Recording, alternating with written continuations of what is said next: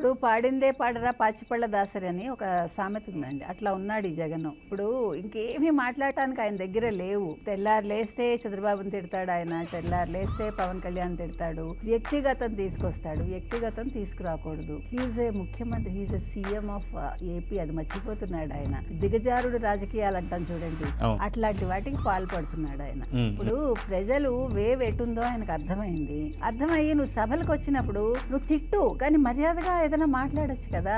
ఇప్పుడు ఎదుటి వ్యక్తి ఇది చేయలేదు అని చెప్పు చూద్దాం. లేదు ఏం చేశాడు, 175 నియోజకవర్గాలు ఉన్నాయి, ఇట్లా పనికిమాలిన మాటలు ఎందుకు అవి?